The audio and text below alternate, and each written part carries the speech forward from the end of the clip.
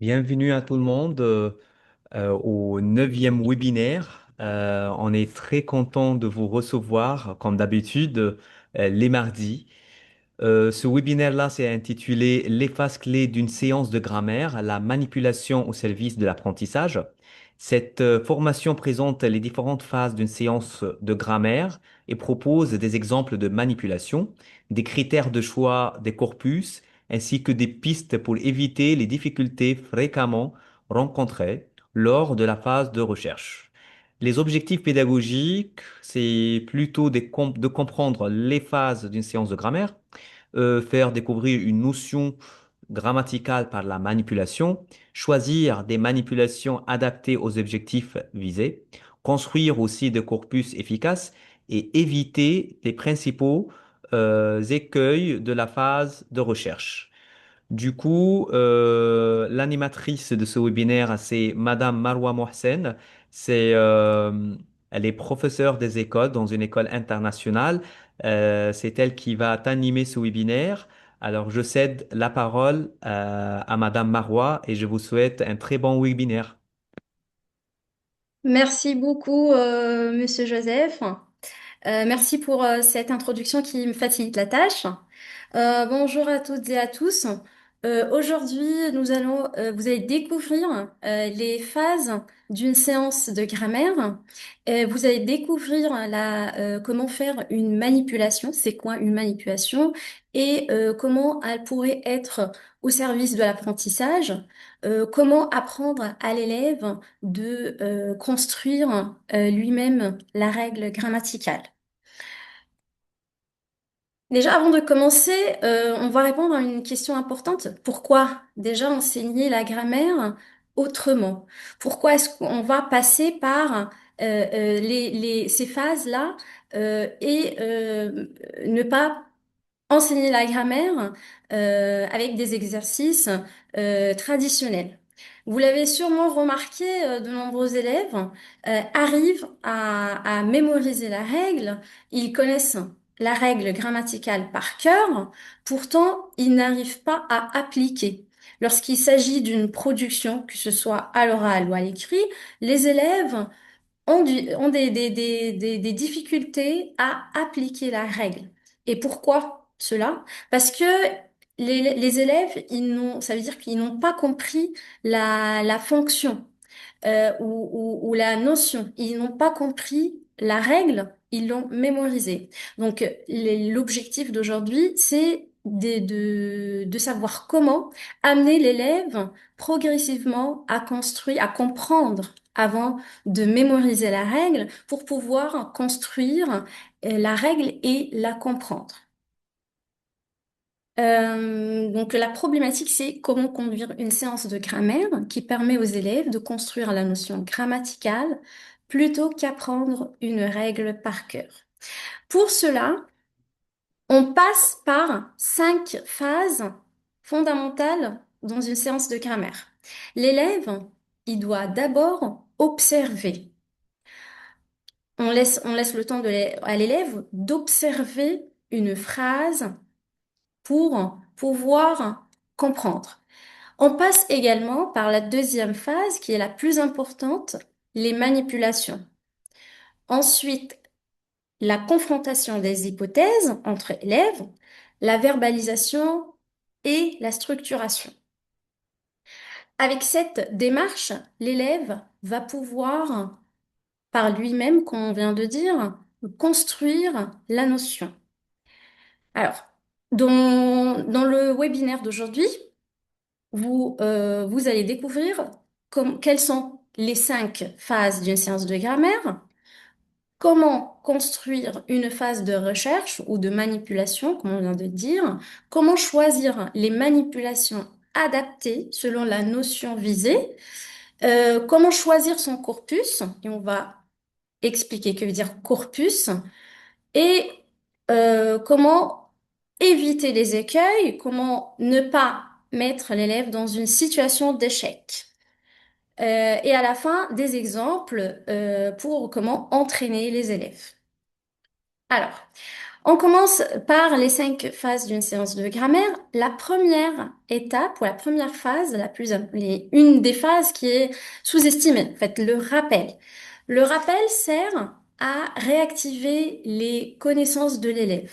En début d'une séance de grammaire, avant de découvrir une nouvelle notion, il faut faire le rappel.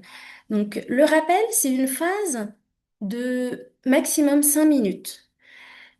Dans cette phase, on essaye de vérifier si l'élève il connaît déjà il a les prérequis avant de commencer une nouvelle notion. Ensuite vient l'étape de la manipulation. C'est l'étape la plus importante dans une séance de grammaire. C'est la phase de recherche et c'est la phase où l'élève, il va essayer de découvrir et de comprendre la règle. Ensuite, la verbalisation, c'est là où l'élève, il essaye de prouver, d'expliquer comment il a trouvé, comment il a compris, qu'est-ce qu'il a compris, qu'est-ce qu'il a découvert. Et c'est une phase très importante parce que c'est là que on donne l'occasion à l'élève de donner des hypothèses.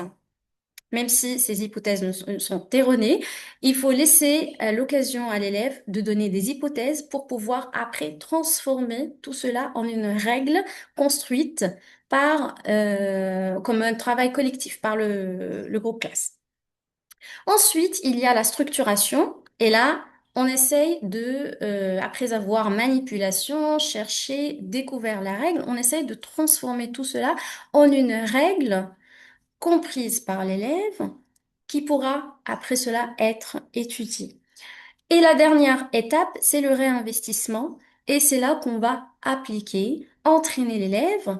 La règle, elle est comprise, mais elle n'est pas encore mémorisée, mais l'élève, il va s'entraîner pour pouvoir après évaluer est-ce qu'il a compris, n'a pas compris, pour pouvoir automatiser et apprendre en appliquant. Alors, avant de commencer, il y a 4 principes pour cette démarche. La première, c'est que la règle est le point d'arrivée. Elle n'est jamais le point de départ. On commence jamais par la règle. Les élèves, ils doivent construire eux-mêmes les connaissances après avoir recherché, après avoir observé. Deuxième principe, les manipulations, ils rendent la règle observable. Que veut dire cela? C'est-à-dire, une phrase ne suffit pas.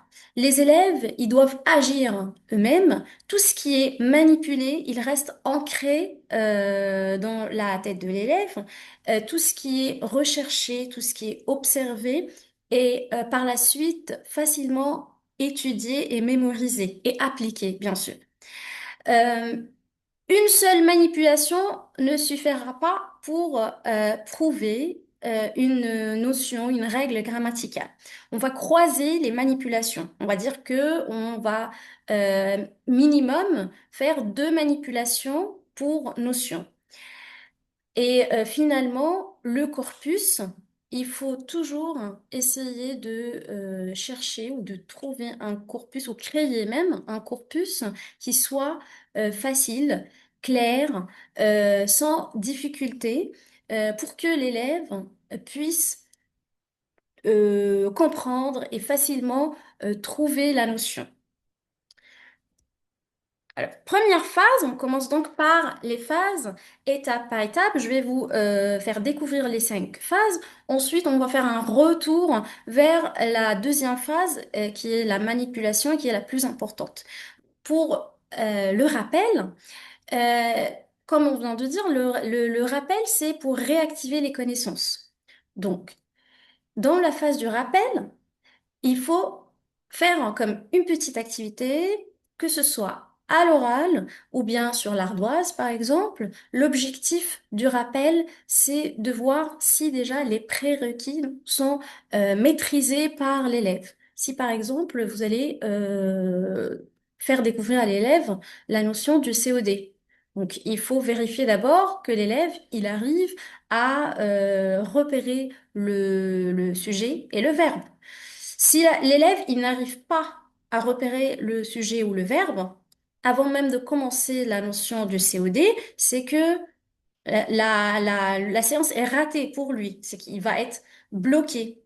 Donc, il faut faire une petite phase de 5 minutes maximum pour rappeler les notions déjà acquises par l'élève.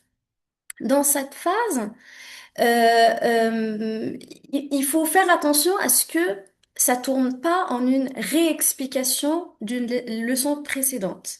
Il faut que ce soit une phase qui a pour objectif de créer un lien logique entre ce que l'élève connaît déjà et la nouvelle notion qui va être présentée, la notion qui est visée. Donc, il s'agit de mettre les élèves en confiance pour une nouvelle notion. Le rôle de l'enseignant dans cette phase, c'est de poser des questions, essayer de faire reformuler des informations par l'élève. Donc, au total, 5 minutes avant de commencer la nouvelle notion. Et donc, si par exemple, on commence la notion du COD, on va faire comme une petite activité, comme je viens de dire à l'oral ou sur une ardoise, euh, en donnant des phrases là où l'élève, on va s'assurer que l'élève arrive déjà à repérer le sujet ou le verbe. Paul mange une pomme. Donc, on va demander à l'élève de souligner le verbe conjugué ou d'entourer le sujet. Donc, il s'agit de vérifier si l'élève maîtrise déjà ce que c'est un sujet, un verbe. Sinon, on est bloqué. On peut également, dans cette phase, poser des questions comme qu'est-ce que vous, par exemple, que remarquez-vous sur l'action, qui mange la pomme, donc juste pour vérifier qu'il arrive à repérer le sujet et le verbe. Quelques erreurs à éviter. Alors, lors de cette phase du rappel, il faut éviter de répéter toute une leçon précédente. Il faut, il faut essayer d'amener l'élève à se rappeler des connaissances déjà acquises sans devoir tout répéter. C'est pas une phase où le professeur parle. On peut pas passer 15 minutes à parler sans faire travailler l'élève. Donc là, la phase de rappel devient une phase déjà, elle dépasse le temps et puis l'élève, il va pas se préparer à la nouvelle notion et on va pas savoir si l'élève, il connaît déjà les prérequis ou pas. Donc, il faut essayer de faire une petite activité à l'oral pour introduire euh, la nouvelle notion. Il faut éviter d'introduire trop vite la notion. Donc, il faut pas, par exemple, donner l'exemple à l'élève, Paul mange la pomme. Donc, déjà, on sait que Paul, c'est le sujet, mange, c'est le verbe. Alors, à votre avis, c'est quoi le COD? L'élève, mais sans comprendre, il va pouvoir dire que le COD, c'est la pomme. Donc, à ce moment-là, ce n'est plus un rappel. On a déjà privé l'élève à passer par les étapes qui vont l'aider à comprendre et à découvrir la nouvelle notion par lui-même. C'est à éviter aussi de transformer tout cela en une évaluation ou une épreuve. C'est un rappel, dans cette phase, il s'agit pas d'évaluer ou de mettre l'élève dans une situation d'embarras. S'il se rappelle pas, donc c'est pas une évaluation. Alors, qu'est-ce qu'on fait donc? On donne des phrases sur l'ardoise ou sur le tableau. On pose des questions comme où est repérer le sujet, entourer le verbe, etc.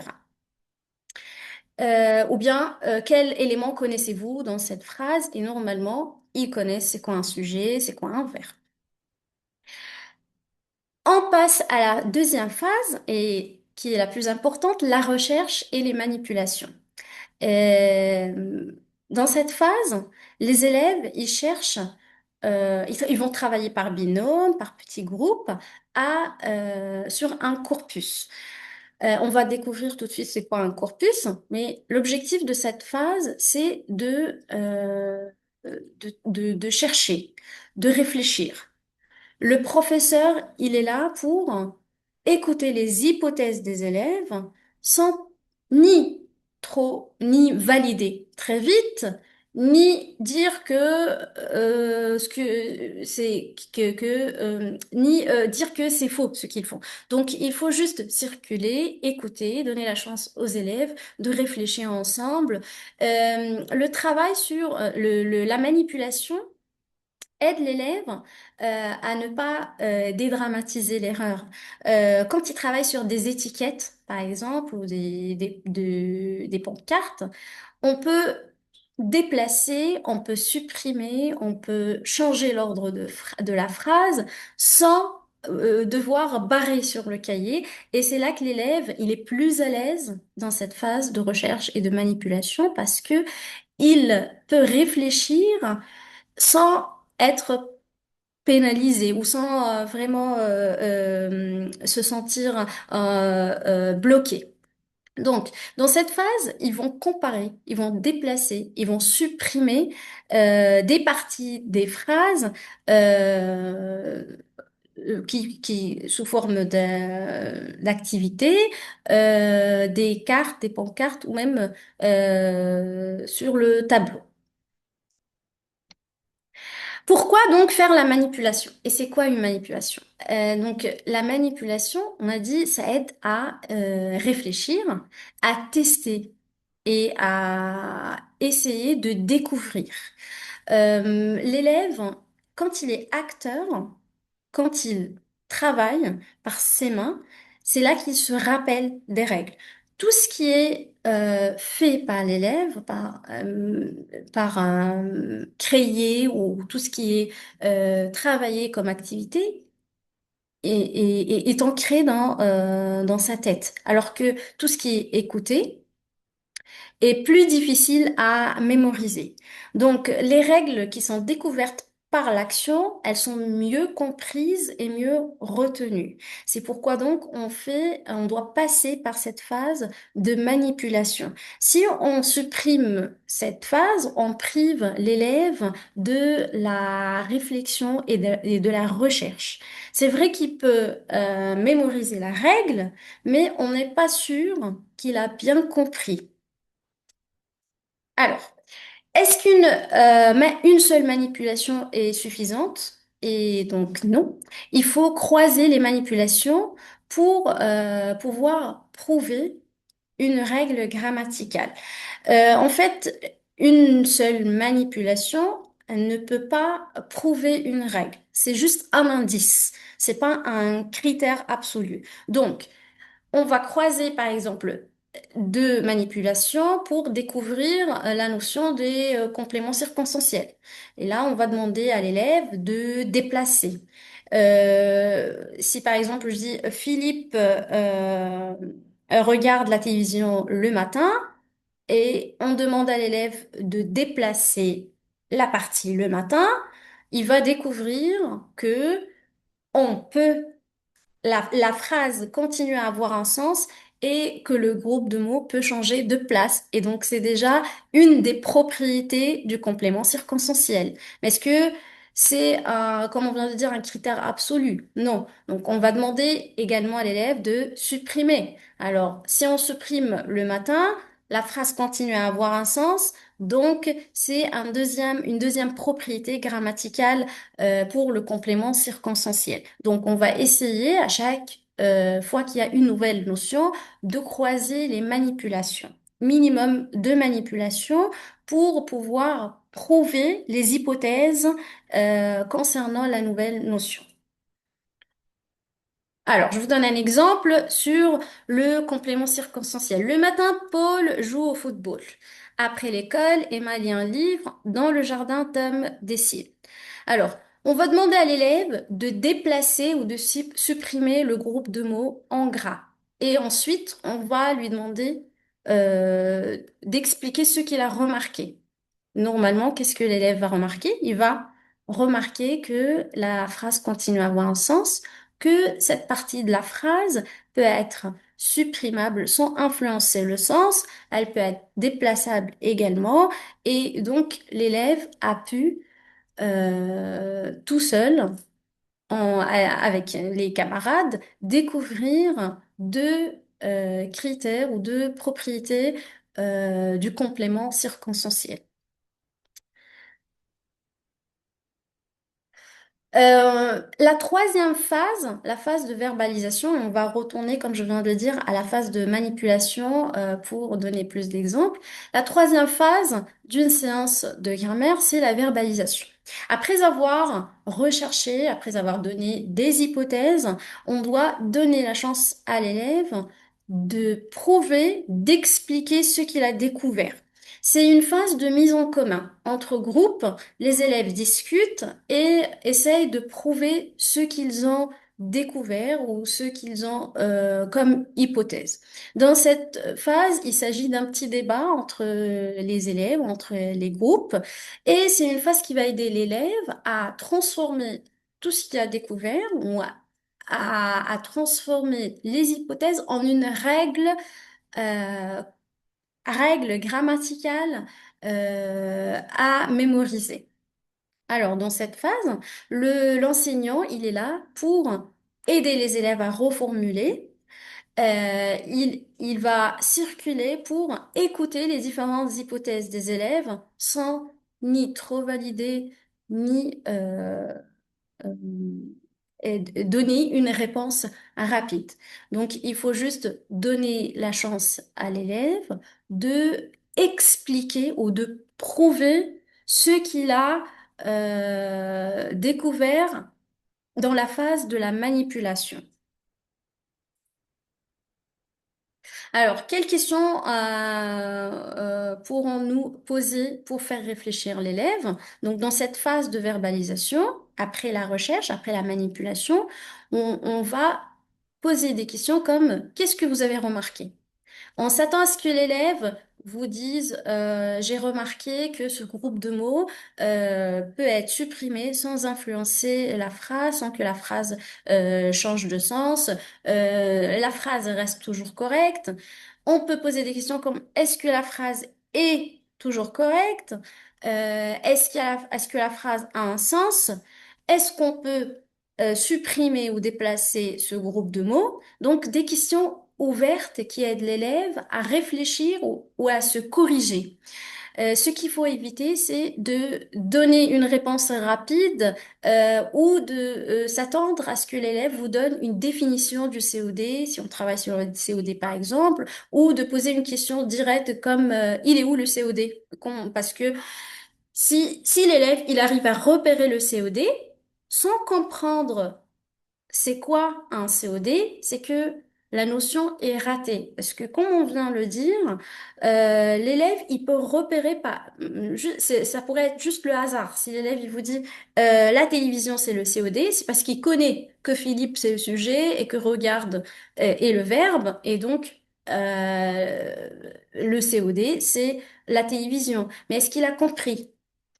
Et c'est pourquoi parfois, dans des cours, dans des séances de COD, on peut voir l'élève confondre entre COD ou d'autres notions grammaticales. Si par exemple, l'élève, il comprend que le COD est une réponse à la question quoi, comme Philippe regarde quoi, la télévision, donc c'est un COD.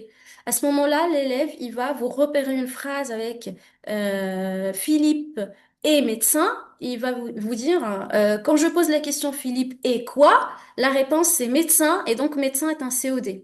Et là, on comprend pourquoi les élèves font ce type d'erreur parce qu'ils ne comprennent pas les propriétés du COD. Ils comprennent pas qu'un COD, il complète le verbe, il n'est pas déplaçable, et donc on voit beaucoup de confusion. Si l'élève il comprend à travers plusieurs manipulations les propriétés du COD, ils vont pouvoir distinguer entre COD, épithète, attribut, etc. Donc, il faut éviter d'essayer de demander à ce que l'élève vous donne une définition claire du COD, à ce qu'il récite la règle, est-ce qu'il donne des termes grammaticaux corrects. Donc, il suffit juste de amener l'élève progressivement à expliquer la règle et la prouver. L'élève, il doit savoir vous expliquer pourquoi il pense que c'est un COD. Quelles sont les propriétés qui l'ont amené à vous dire que ça, c'est un COD ou un complément circonstanciel. On évite bien sûr les questions fermées comme est-ce que la télévision est le COD? Et là, l'élève, il répond par oui ou non sans comprendre pourquoi. Donc, l'élève, il doit être toujours amené à prouver, à argumenter. Quatrième phase de la séance de grammaire, c'est la structuration ou l'institutionnalisation. Dans cette phase, l'élève, il va essayer de transformer toutes ces découvertes ou de ces hypothèses en une règle grammaticale liée étroitement à la notion. Donc, dans cette phase, le professeur, il continue à guider la formulation de la règle sans donner une règle grammaticale du manuel claire et à mémoriser. Donc, le rôle de l'enseignant, c'est juste de guider pour que la règle reformulée par l'élève soit correcte et conforme, bien sûr, à la notion. Il s'agit dans cette phase d'essayer de donner des phrases claires avec des termes liés à la grammaire, même si ce ne sont pas les termes corrects. C'est à ce moment-là que l'élève va expliquer en une phrase claire. Ensuite, c'est au prof de transformer ça en une règle correcte avec les termes correct. Alors, exemple pour cette phase, si par exemple après la phase de recherche, après la manipulation, l'élève il a découvert que ce groupe de mots, et il sait pas encore que ce groupe de mots s'appelle complément circonstanciel, mais il sait déjà que ce groupe de mots donne un indice sur le temps ou sur le lieu, et que ce groupe de mots peut être peut être déplacé, il peut venir au début de la phrase, à la fin de la phrase, ou il peut même être supprimé. Alors, on s'attend à ce que l'élève essaie de produire une phrase avec ces informations-là. Donc, il va dire tout simplement, ce groupe peut être supprimé sans détruire la phrase ou la phrase continue à avoir un sens. Ce groupe de mots peut être déplacé. Et ce groupe de mots, il a pour rôle de donner une information, une précision sur le temps, le lieu ou la manière. Et donc, la règle qui va être construite par les élèves ou le groupe classe, le complément, et c'est là que le prof, il va introduire le terme grammatical correct, complément circonstanciel, pour aider l'élève à reformuler, à donner une règle correcte. Le complément circonstanciel apporte des précisions sur les circonstances de l'action. On peut généralement le déplacer ou le supprimer sans rendre la phrase incorrecte. Alors, qu'est-ce que l'élève, il va pouvoir vous donner comme règle? Donc, il répond, le complément circonstanciel, il répond à des questions comme quand, où, comment, il est déplaçable, il est supprimable, et c'est une règle à accepter. Et il faut savoir que la règle, plus elle est construite par les élèves, plus elle est facile à mémoriser. Vous voyez la différence entre une règle, cette règle qui pourrait être facilement construite par l'élève, et celle qui est dans un manuel de grammaire, avec un vocabulaire compliqué. Dernière phase, c'est l'entraînement, c'est le réinvestissement. C'est la phase là où l'élève va s'entraîner. C'est vrai qu'il a compris la règle, il a compris la notion, mais il n'a pas encore mémorisé. Il peut toujours, il peut continuer à confondre entre notions, mais c'est là qu'il va s'entraîner. Euh, pour cette phase, dans cette phase d'entraînement, bien sûr, on peut espacer. On peut faire des entraînements sur plusieurs séances et il faut il faut faire des exercices d'entraînement d'une manière graduelle. On va voir comment. Alors, l'élève, là, il va s'entraîner, par exemple, sur la notion, mais le professeur, le rôle du professeur à ce moment-là, c'est de lui proposer des exercices variés pour l'accompagner, des exercices avec une progression logique. Si l'élève, il comprend, il a pu comprendre après la recherche c'est quoi un COD, on va pas lui demander tout de suite de formuler des phrases. On va pas lui demander, on va pas demander à l'élève de produire.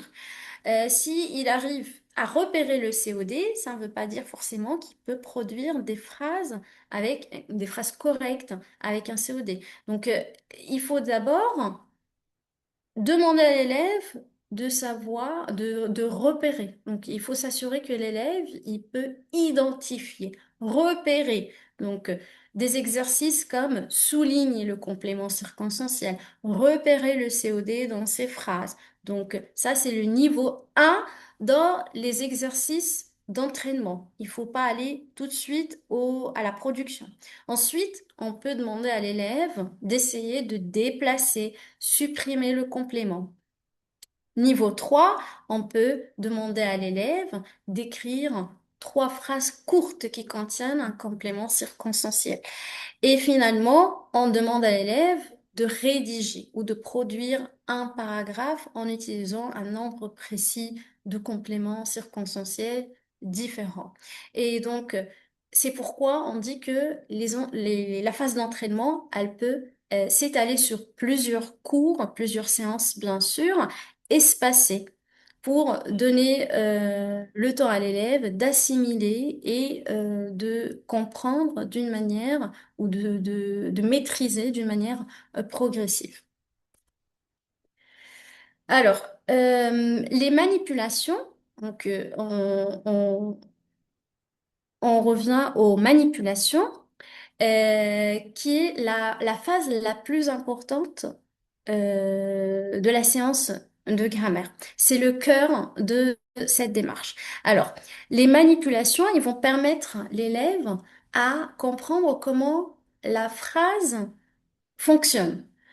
Alors, il y a plusieurs types de manipulation.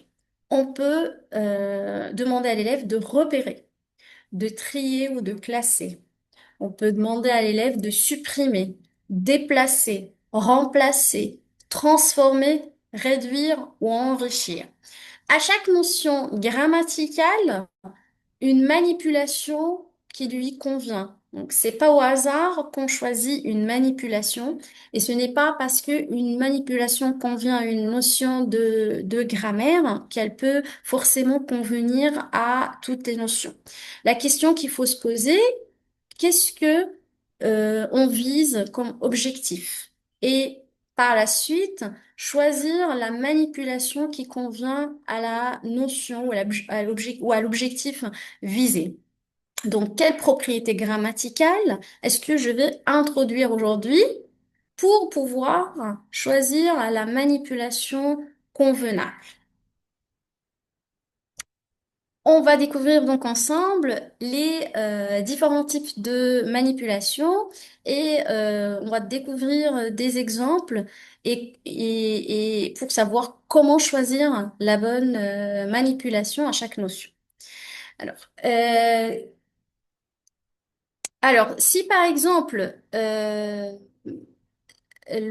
travaille sur le groupe nominal, il serait intéressant de demander à l'élève de repérer. Donc, la première manipulation que nous avons aujourd'hui, c'est repérer. Alors, repérer, c'est euh, euh, vérifier que l'élève arrive à trouver une certaine partie de la phrase comme le groupe nominal. Il arrive à trouver le sujet, il arrive à repérer le verbe conjugué. Donc, repérer, c'est juste demander à l'élève de souligner ou d'entourer. Comme par exemple, Paul mange une pomme, trouver le verbe de la phrase. Comment as-tu fait? Donc, c'est les questions qu'on doit poser à l'élève il repère le verbe conjugué. Comment as-tu fait cela? Tu as pu trouver le verbe? Est-ce que c'est par hasard? Bien sûr que non. Donc l'élève, s'il arrive à se justifier, c'est à justifier son choix ou pourquoi il a repéré ce mot comme verbe, c'est qu'il a compris. Et comme on vient de le dire, le repérage, c'est la manipulation la plus facile. Quand vous commencez les entraînements, c'est avec le repérage qu'il faut commencer. Nous avons également la manipulation trier ou classer. Je tiens d'abord à faire la différence entre trier et classer, puisque on a tendance à confondre entre le sens de trier et classer. En fait, trier, c'est juste savoir, c'est comme oui ou non. Si par exemple, je demande à l'élève de trier, c'est que je lui donne un groupe de mots. Et là, l'élève, par exemple, il me dit mot invariable. Ce mot est un mot invariable. Celui-là n'est pas un mot invariable. Donc oui ou non. Donc l'élève, il fait comme deux colonnes juste pour mettre tous les mots invariables d'un côté et tous les mots qui ne sont pas invariables d'un autre côté. Donc c'est juste oui ou non. Par contre, classer, c'est de pouvoir remplir un tableau avec différentes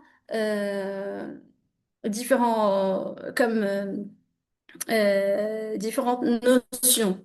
Si par exemple l'élève travaille sur le COD, et qu'il connaît déjà le sujet, le verbe. Donc là, on va demander à l'élève de classer. Alors, il connaît le sujet, il va faire une colonne pour le sujet, une colonne pour le verbe, une colonne pour le COD, une colonne pour le complément circonstanciel. Donc, c'est faire des catégories.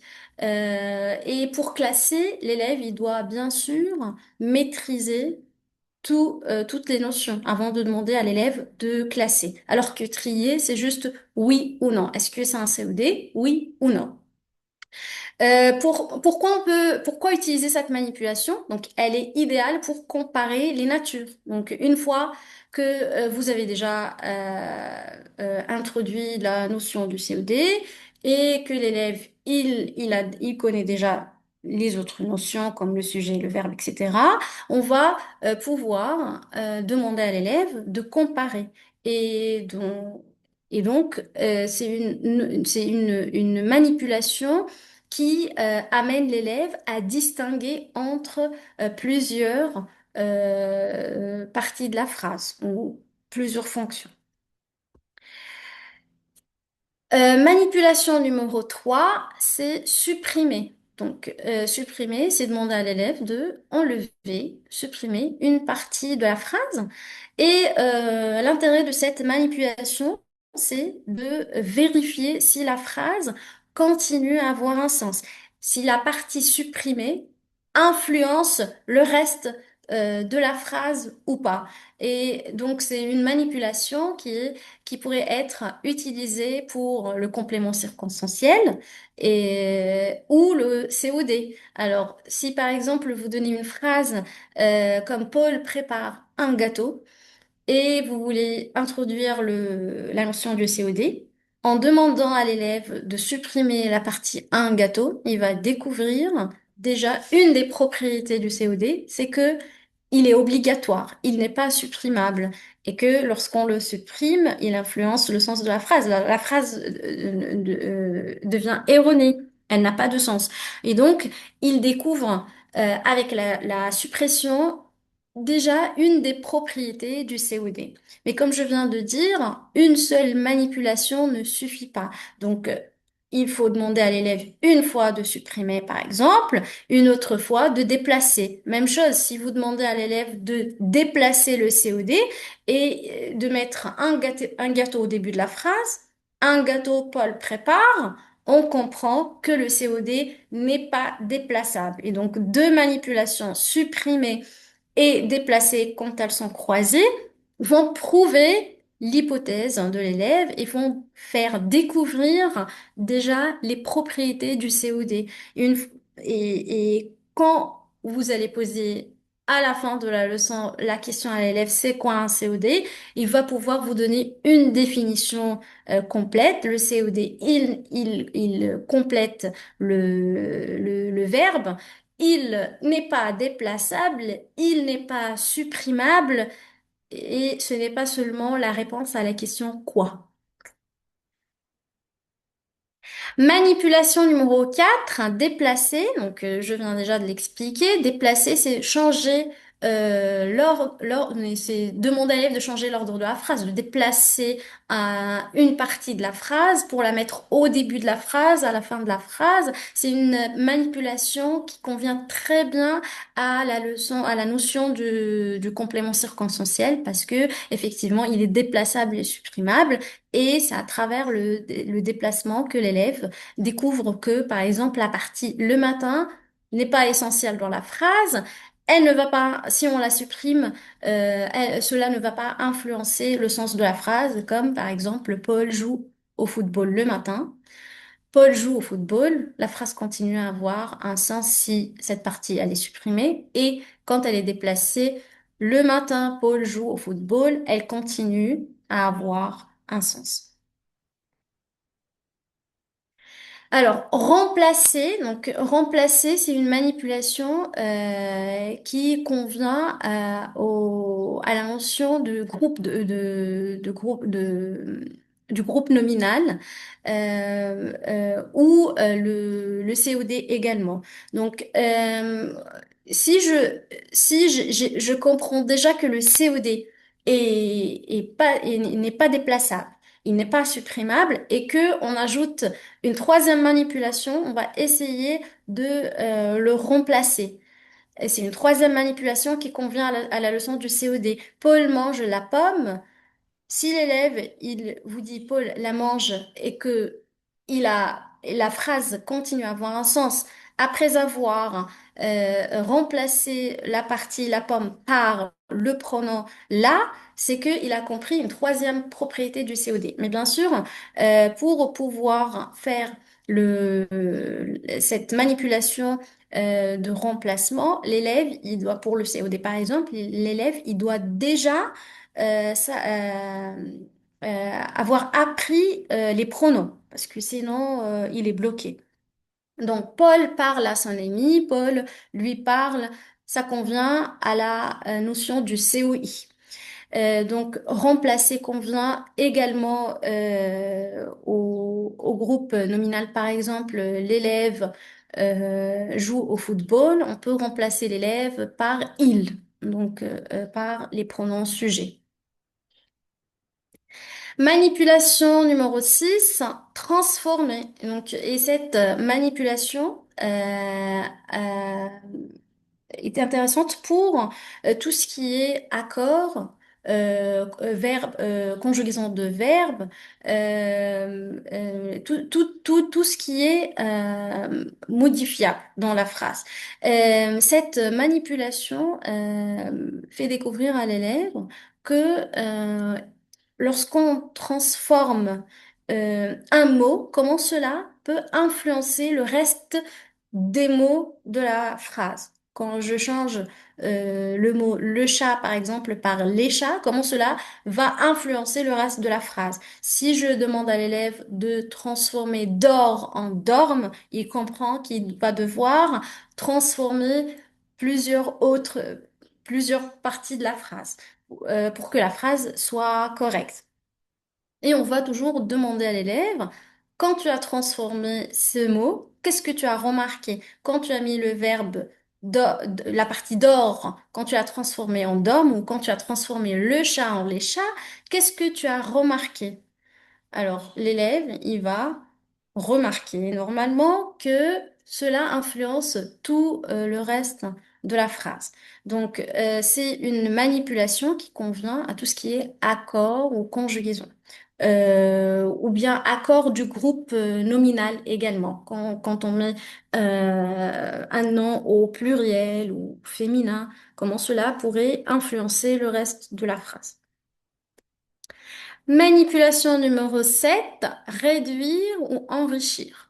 Cette manipulation convient très bien à la notion du groupe nominal parce que elle fait découvrir à l'élève l'essentiel de la phrase.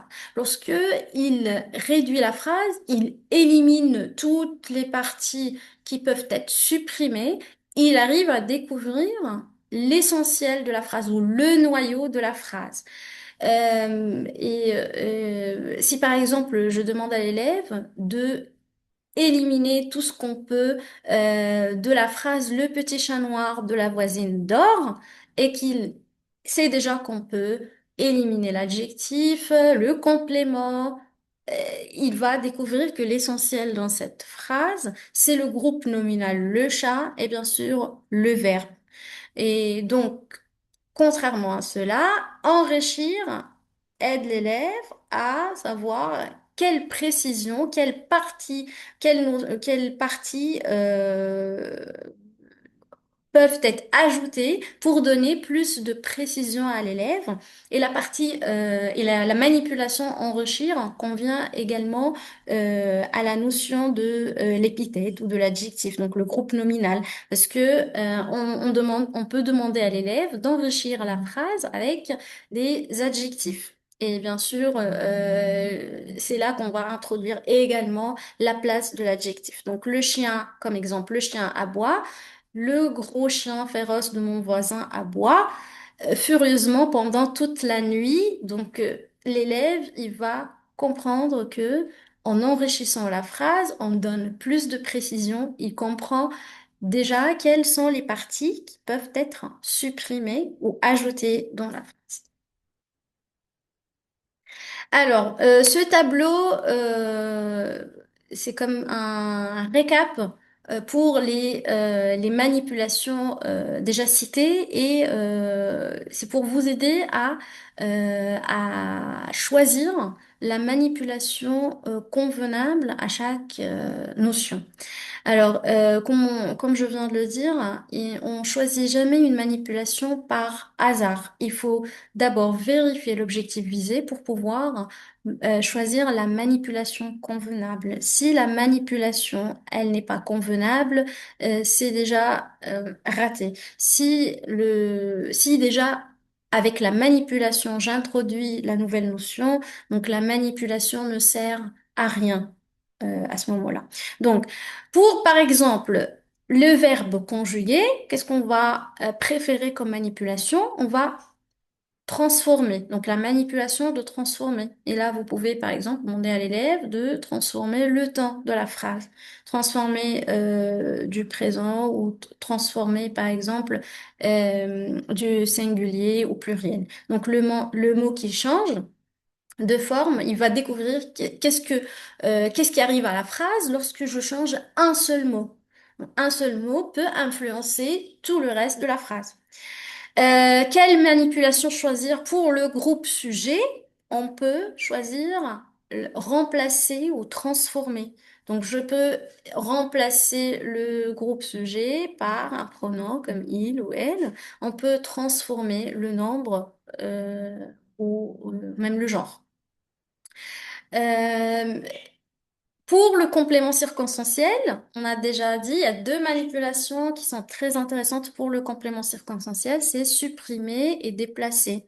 Donc, avec la suppression et le déplacement, l'élève découvre qu'est-ce qui est facultatif, qu'est-ce qui est obligatoire dans une phrase.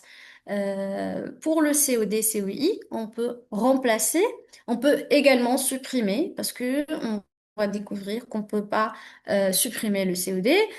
On peut essayer de déplacer, on peut remplacer par les pronoms. Mais comme je viens de dire, le pronom doit être déjà maîtrisé. Ils doivent savoir d'abord c'est ce que c'est un pronom pour pouvoir utiliser cette manipulation. Alors, un exemple, donc le matin, Paul joue au football. Paul joue au football le matin. Alors, la consigne, c'est essayer de déplacer le mot en gras. Donc, le matin, suppression, essayer de supprimer le mot en gras. Et il faut ensuite demander toujours à l'élève de argumenter, de essayer de prouver.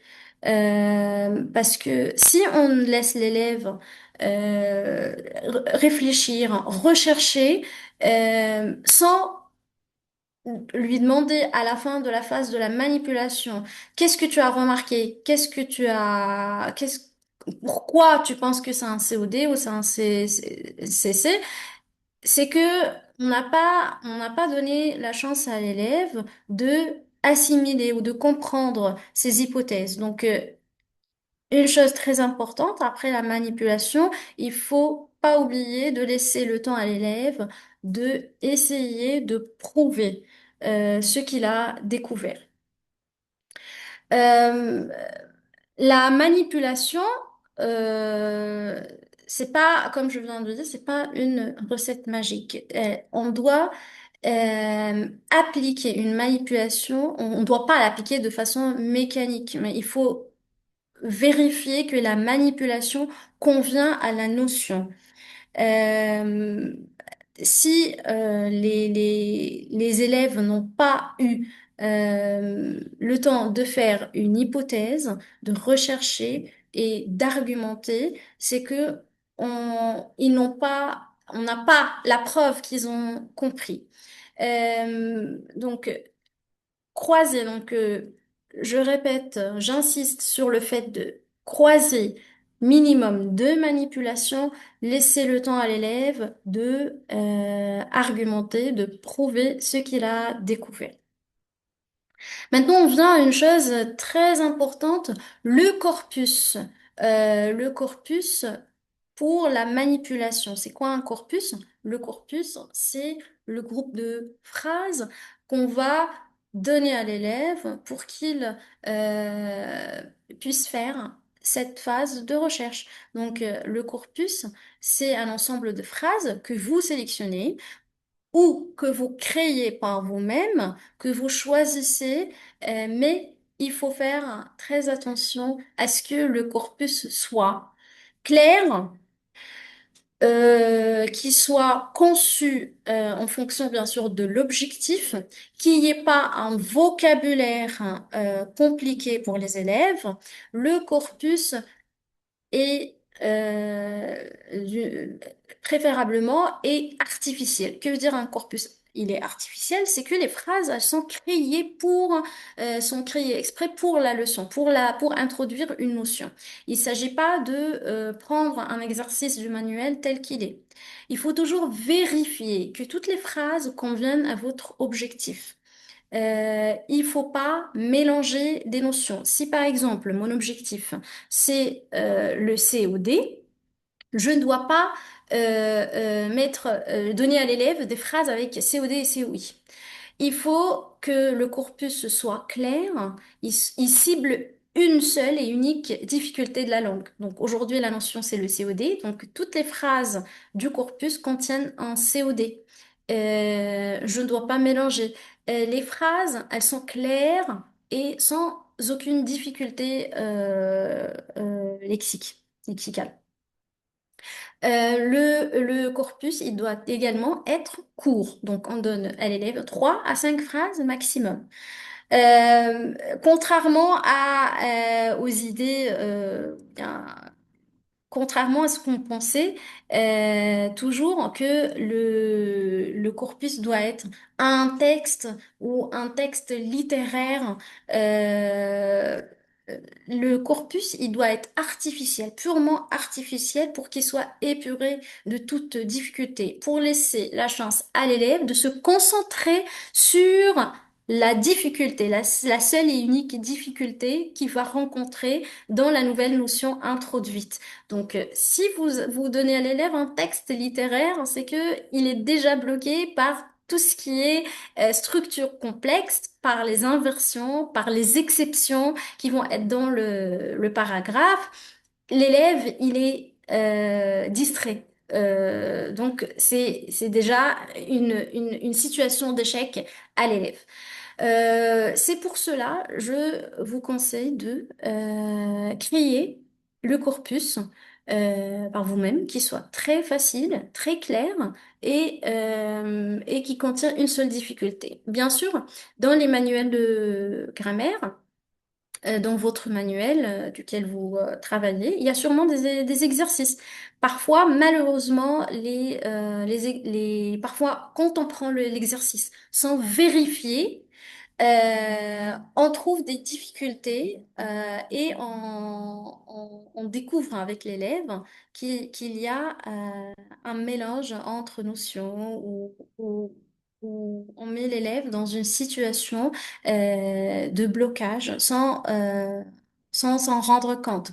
Donc, avant même de donner à l'élève un exercice ou des phrases, votre corpus, vous devez le tester. Donc, vous prenez chaque phrase, vous essayez de voir ce que l'élève peut rencontrer comme difficulté. Euh, en créant le corpus, il faut faire attention à quoi? Il faut pas faire des phrases trop longues avec des propositions relatives. Donc, il faut faire des phrases simples. L'objectif, c'est que l'élève découvre le COD.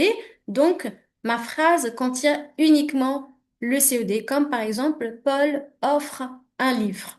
Il connaît. C'est vrai qu'il connaît que Paul, c'est le sujet, offre, c'est le verbe. Il va vous dire tout de suite, d'accord, j'ai compris que un livre, c'est le COD. Oui, mais il comprend pas encore les propriétés. C'est à lui, avec les manipulations convenables, c'est à lui de découvrir que un livre n'est pas supprimable, n'est pas déplaçable, qui complète le verbe, etc. Donc, l'objectif, c'est pas donner à l'élève une longue phrase compliquée pour en repérer le CED.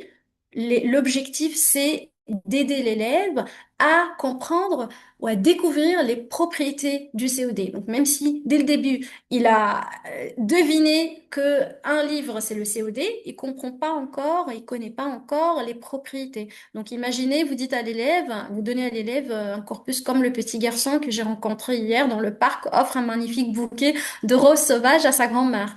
Vous imaginez l'élève en galère essayant de repérer le COD ou la partie déplaçable ou supprimable. Donc, c'est pourquoi il faut créer des phrases courtes, claires, sans difficulté de vocabulaire. Et bien sûr, il faut faire très attention aux exceptions, à ne pas tomber dans ce piège. Parfois, dans les exercices, il y a des phrases avec des exceptions. Il faut pas introduire trop tôt les exceptions. Dans une première séance de grammaire, une séance où on introduit une nouvelle notion, il faut jamais introduire les exceptions. C'est pourquoi il faut très bien réviser les exemples avant de donner l'exercice à l'élève, parce que vous avez toujours cet élève qui a un bon niveau, qui a qui fait très attention aux détails et qui va vous poser la question, mais madame, pourquoi là, on a dit ceci et pas cela, et ce qui va mettre les autres élèves en difficulté. On reste clair et simple.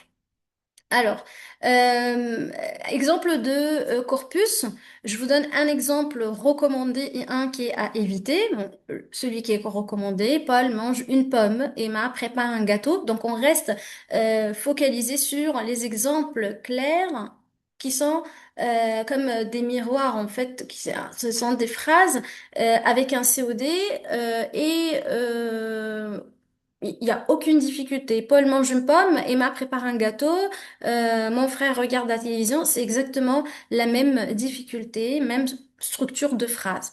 Alors que un corpus où il y a un COD et un COI, il n'est pas, il est à déconseiller dans l'introduction de la notion du COD. Alors, c'est un exemple que j'ai déjà donné au début. Une astuce à donner à l'élève lorsqu'on introduit la notion du COD. Bon, maintenant qu'il comprend qu'il n'est pas déplaçable, il n'est pas supprimable, c'est un complément du verbe. On doit expliquer à l'élève qui dans une phrase où il y a un COD, il y a deux éléments.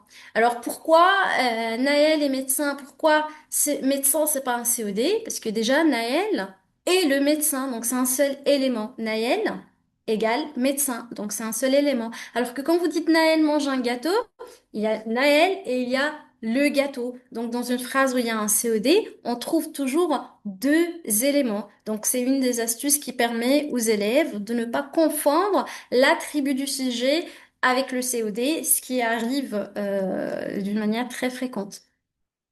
Alors, pour préparer votre séance, quelques conseils pour pouvoir créer votre séance. Vous vous posez d'abord la question, quelle notion linguistique dois-je faire découvrir? Quelle propriété de la phrase les élèves doivent-ils observer? Donc, si l'élève il doit observer que un CC il n'est pas obligatoire dans la phrase, donc quelle manipulation je vais choisir? Je vais choisir la manipulation de supprimer ou déplacer. Quel corpus simple va mettre en valeur cette propriété et va aider l'élève à découvrir cette propriété sans piège ou sans difficulté. Euh, Quelles questions vont guider l'élève lors de la phase de la mise en commun? Est-ce que ce sont des questions ouvertes? Oui, bien sûr, ce sont des questions ouvertes, comme qu'est-ce que tu as découvert? Pourquoi tu penses qu'on peut le supprimer, qu'on peut le déplacer? Alors, les pièges à éviter, donner la définition, bien sûr, dès le début de la séance. Donc, si vous donnez déjà la définition, aujourd'hui, nous allons découvrir c'est quoi un COD, ou pourquoi la télévision dans cette phrase est le COD. Donc, vous avez déjà tué la partie réflexion. Il faut, dans la phase de recherche, laisser les élèves découvrir sans ni donner la réponse. Même si l'élève il a trouvé la bonne réponse, même s'il a les bonnes hypothèses et les bons arguments, il faut lui laisser le temps de se confronter avec ses camarades, avec les autres groupes. Donc il faut pas aller tout de suite dire oui, c'est correct, bravo, il y a un groupe qui a trouvé la bonne réponse. Il faut laisser les élèves réfléchir, reformuler les paroles et rester exigeant sur tout ce qui est correction. Donc, vous corrigez les erreurs pour pouvoir aider les élèves à reformuler sans donner ni la règle ni introduire trop rapidement les termes grammaticaux. Donc, les idées essentielles à retenir, c'est que dans une séance de grammaire, on s'appuie sur quatre étapes, l'observation, la manipulation, verbalisation et structuration. Donc, l'élève, il prend le temps de regarder, de comparer, il prend le temps de tester, de déplacer, de supprimer, de voir qu'est-ce qu'on peut qu'est-ce qui est fixe dans la phrase, qu'est-ce qui est modifiable. euh, Verbaliser, ils essayent de justifier ces choix, ils essayent d'argumenter et d'expliquer, ils essayent de donner une loi linguistique, une règle claire euh, pour, euh, pour prouver ce qu'il a découvert. Euh, juste un petit récap pour tout ce que je viens de dire. La règle, il faut mettre en tête que la règle est le point d'arrivée, ce n'est jamais le point de départ. Les élèves, ils doivent manipuler activement, c'est comme ça qu'ils vont se comprendre et sont rappelés de la règle. Les manipulations, ce sont les véritables instruments d'analyse et que le corpus, lorsqu'il est simple, il aide l'élève à observer la notion d'une manière claire. L'élève, il n'est pas perdu. Et donc, j'insiste sur le fait de croiser minimum deux manipulations pour prouver une propriété. Parce que si je dis que le complément circonstanciel n'est pas est déplaçable, c'est pas suffisant pour prouver que c'est un complément circonstanciel. Donc, il faut trouver plusieurs propriétés à travers les manipulations. Dernière chose avant de terminer, la différenciation. Tous les élèves n'avancent pas au même rythme. Pour certains élèves, il sera utile de simplifier les phrases ou d'utiliser un codage de couleurs. Pour d'autres, hein, et il faut savoir que la différenciation n'est pas seulement pour les élèves qui trouvent des difficultés à trouver la notion, à rechercher, mais c'est aussi pour les élèves qui ont un bon niveau, qui arrivent à découvrir très rapidement la notion. Donc, on fait une différenciation pour les deux types d'élèves. On peut pour les élèves à un bon niveau, qui ont un bon niveau, proposer des phrases plus complexes. On peut comparer plusieurs constructions afin d'aller plus loin. Et il faut savoir que la différenciation porte sur le niveau de complexité et pas sur l'objectif d'apprentissage. Si je suis dans le COD, je donne des phrases très simples à ceux qui ont une difficulté. On est toujours sur le COD. Pour les autres qui ne trouvent aucune difficulté, au contraire, ils avancent. Donc, je reste toujours sur le COD, mais avec un niveau de complexité, des phrases plus complexes. Je leur donne pas un exercice pour distinguer COD et COI. Non, on choisit un niveau qui leur convient pour travailler le COD. Et donc, pour conclure, l'objectif de l'étude de la langue n'est pas seulement de faire réussir un exercice, parce que beaucoup souvent, on trouve des élèves qui arrivent à repérer tout dans la phrase, mais ils n'arrivent pas, comme on a dit au début, de appliquer, ou ils ne comprennent pas les propriétés de la notion grammaticale. Donc, notre ambition est de permettre aux élèves de mieux comprendre les textes qu'ils lisent et d'améliorer leur production écrite ou les productions qu'ils produisent en général. Et donc la grammaire est un outil au service de la maîtrise de la langue il suffit pas donc de réussir des exercices. Moi, je vous remercie pour votre attention et pour votre participation aujourd'hui. J'espère avoir été claire et que cette démarche vous donnera des pistes concrètes pour vos prochaines séances. Merci.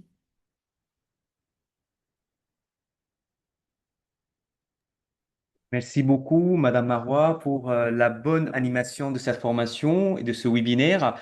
Je remercie aussi tout le monde. On a aussi aujourd'hui un record de participation. On a à peu près 50 personnes qui ont déjà suivi ce webinaire. Bravo, bravo tout le monde.